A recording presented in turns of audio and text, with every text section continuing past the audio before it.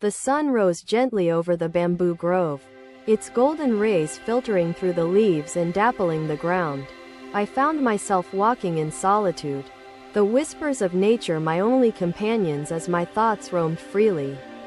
The sound of footsteps behind me broke my reverie, and I turned to see the Buddha approaching with grace.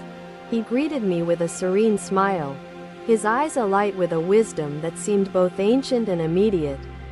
"Why do you walk alone, my friend?" the Buddha asked, his voice soft as the breeze stirring the trees. I hesitated, unsure how to articulate the restless discontent that had driven me to seek solitude that morning. "I seek answers, Master," I finally replied, bowing my head. "Answers to questions I cannot even fully form." The Buddha nodded, his expression understanding, and gestured for me to sit beside him on a mossy rock. The grove seemed to hush as we sat, the world itself pausing to listen to what would unfold between us. "Tell me," the Buddha said, his tone inviting, "what troubles your mind so that you wander with such heaviness?" I took a deep breath, my words spilling out like water from a vessel. "I strive, yet I fail. I seek perfection in all I do," I continued, "but it eludes me, leaving only frustration and doubt." The Buddha listened intently, his gaze steady, and when I paused, he reached for a small, cracked clay bowl. "Do you see this bowl?" he asked, holding it aloft so the sunlight revealed the imperfections upon its surface. "Yes, Master," I said, wondering what lesson lay hidden within the simple object he now cradled in his hands. "This bowl holds water, rice, nourishment," the Buddha began, turning it slightly, "yet it bears cracks, flaws, signs of wear." I nodded, unsure where he was leading, but willing to follow the thread of his words to its source. "Would you say its purpose is diminished because of these cracks?" the Buddha asked, his eyes searching my face. "No," I admitted, seeing the logic in his question. "It still serves to hold what is needed. It is useful." The Buddha's smile widened, a glimmer of approval in his expression as he continued to turn the bowl slowly. "And yet, if this bowl were to break tomorrow, what would you do?" he asked, his tone both kind and probing.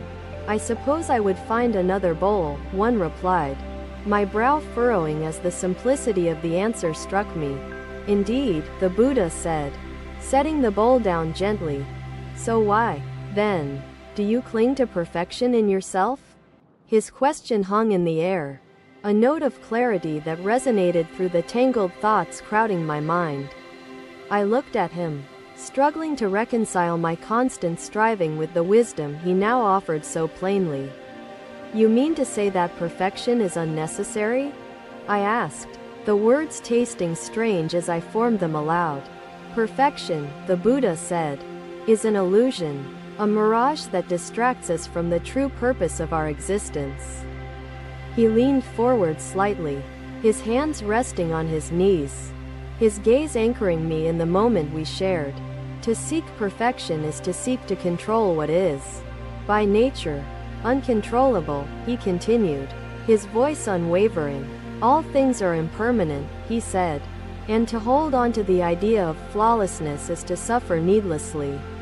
I felt the truth of his words ripple through me, unsettling yet freeing, like the first breath after a storm.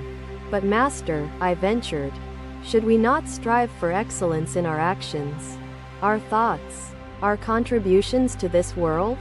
"To strive is noble," the Buddha replied, his tone measured, "but to strive without attachment is the path to peace." His words landed like seeds in fertile soil, and I found myself nodding, though my heart still clung to old habits. The Buddha gestured to the cracked bowl once more, his fingers tracing its imperfections as if they were sacred lines. "Each crack tells a story," he said, "a tale of use, of service, of being exactly what it was meant to be." He looked at me, his gaze as steady as the earth beneath us. "And so it is with you. You are not diminished by your imperfections," he said, You are made more complete by your acceptance of them. The simplicity of his wisdom struck me, a chord that resonated deeply within the labyrinth of my restless mind. Master, I said, my voice quieter now, how do we learn to let go of this need for perfection? The Buddha smiled, a gesture that carried both compassion and certainty, as if he had anticipated my question all along. Begin by observing, he said. Notice the thoughts that arise when you judge yourself or others for perceived imperfections. When you see these thoughts, do not push them away or cling to them, he continued. Simply acknowledge them, like the cracks in the bowl, he said. These thoughts are part of your experience but do not define you. He paused, allowing the weight of his words to sink into the space between us. The grove a silent witness. In time, the Buddha said, you will find that the cracks are not flaws but openings for light to enter. His words painted an image in my mind, a vision of a cracked vessel glowing softly from within, filled with radiance. I bowed deeply, the heaviness that had accompanied me into the grove beginning to dissipate like mist in the morning sun. Thank you, Master, I said, my voice carrying a newfound clarity. I will strive to walk this path of acceptance. The Buddha nodded, his smile serene. Remember, my friend, the art of letting go is the art of truly living. The sun climbed higher, its light spilling through the trees. As I rose to continue my journey, lighter than before, the grove seemed alive with possibility. Its every shadow and sunbeam a reminder of the wisdom I had received. As I walked, the Buddha's words echoed in my heart. A melody another day, another journey brought the Buddha to the bustling village of Varanasi, where life hummed with activity.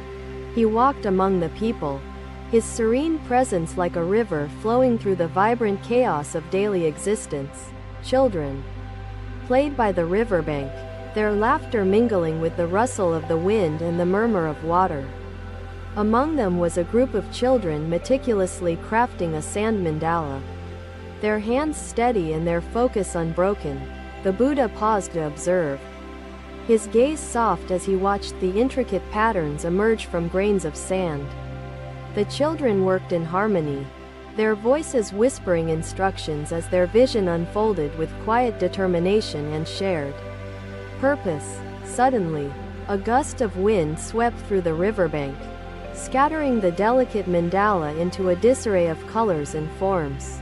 The children gasped in dismay, their hands frozen as they stared at the ruined patterns with wide, tear-filled eyes. One boy, in particular, sank to his knees, his small hands trying desperately to reshape the fragments into their former beauty. The Buddha approached the boy, his steps unhurried, and knelt beside him with the grace of a tree bending to the wind. Why do you weep, little one? The Buddha asked, his voice as gentle as the breeze that had disrupted their creation. Our mandala, the boy sobbed, his voice trembling. It was meant to be perfect, but now it is destroyed.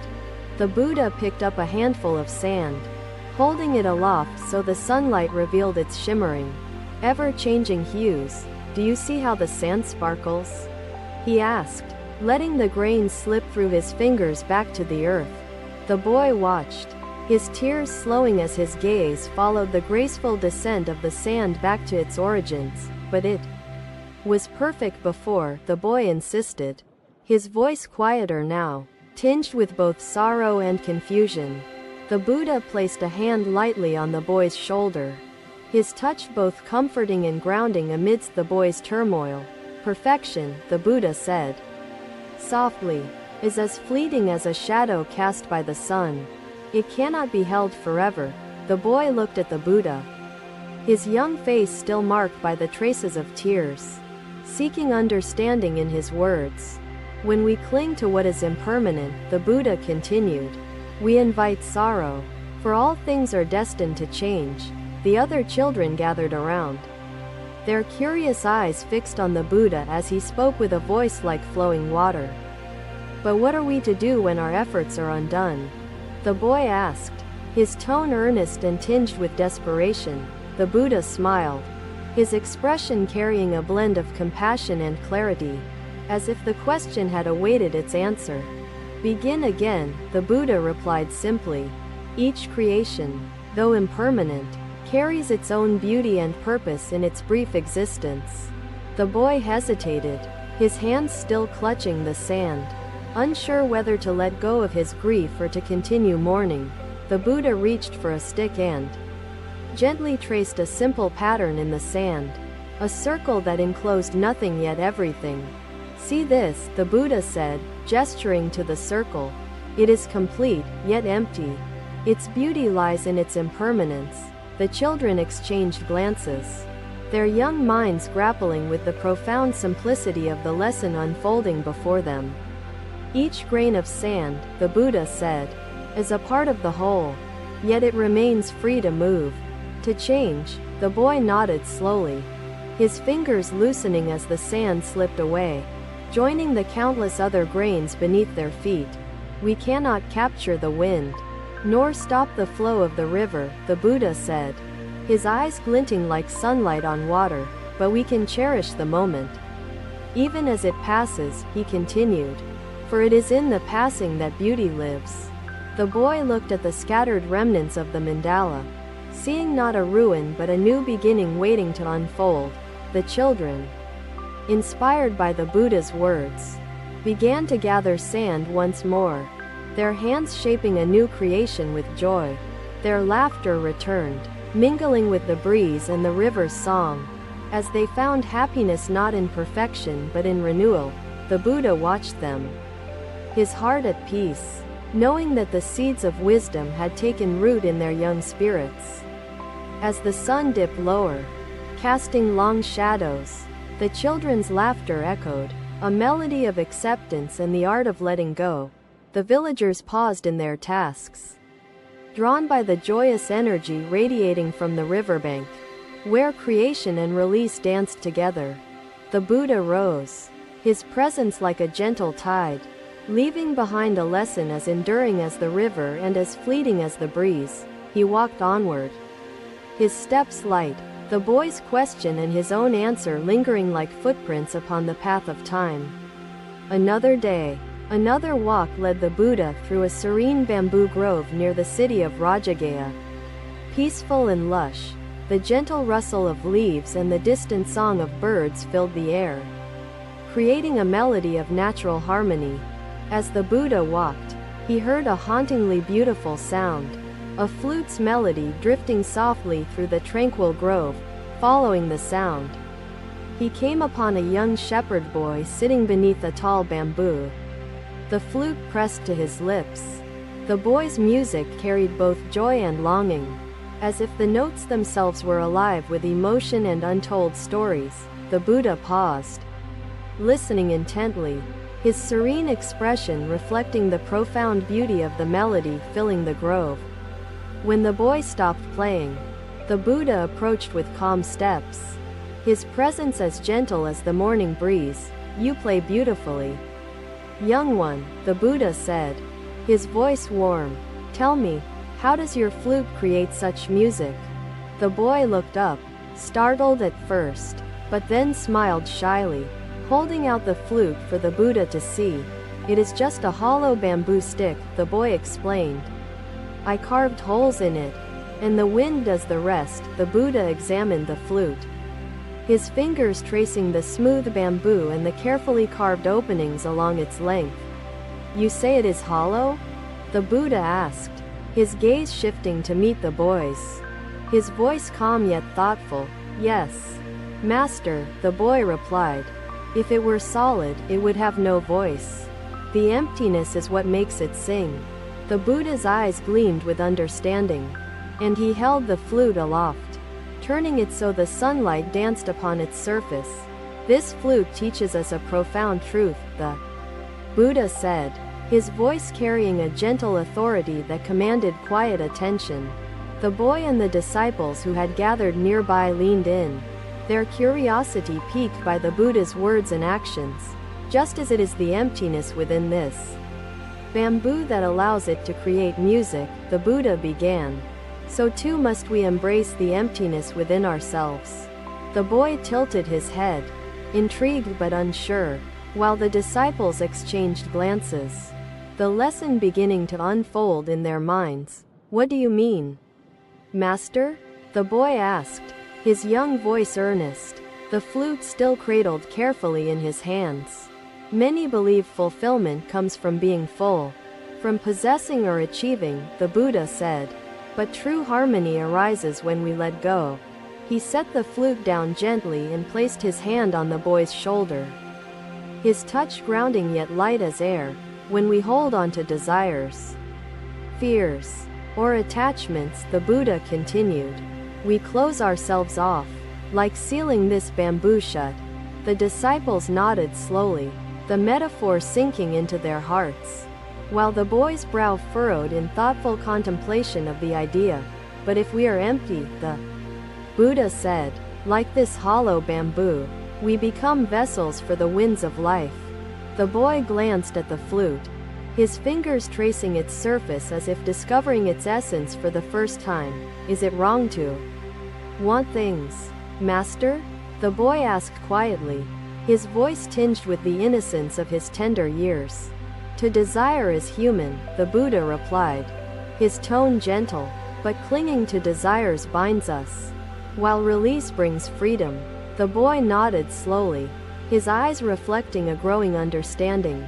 Though the depths of the lesson still eluded his youthful grasp, the Buddha picked up the flute once more, holding it delicately, as though it were a living, breathing entity of wisdom.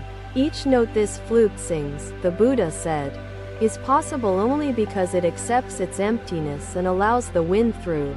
The grove seemed to listen as the Buddha spoke, his words weaving into the natural rhythm of the surrounding world.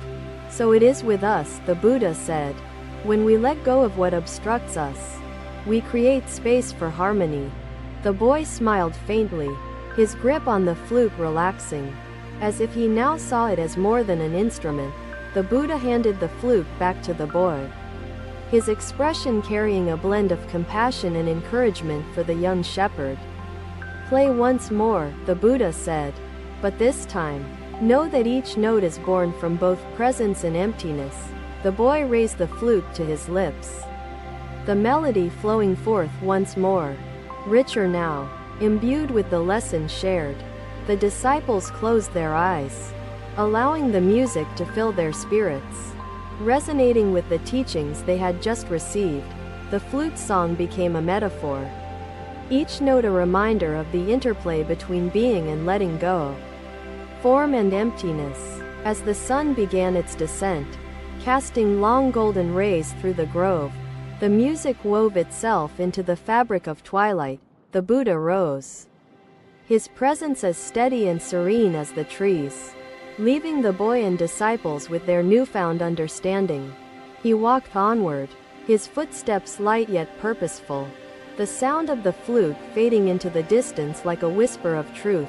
The grove remained alive, with echoes, the boy's melody and the Buddha's words lingering in the hearts of all who had listened. In the lessons of the hollow bamboo, they had glimpsed the art of letting go, the essence of living with balance. The day faded, yet the wisdom shared endured, a song of release, acceptance, and the beauty found within harmonious emptiness. Her journey to freedom began with the simple act of watching her breath and observing her thoughts. Buddha said, compassion, mindfulness, and the Eightfold Path are intertwined threads that form the fabric of liberation, Buddha explained. Thank you for watching. Buddha's teachings are always with you. Subscribe to our channel and we will see you in the next video.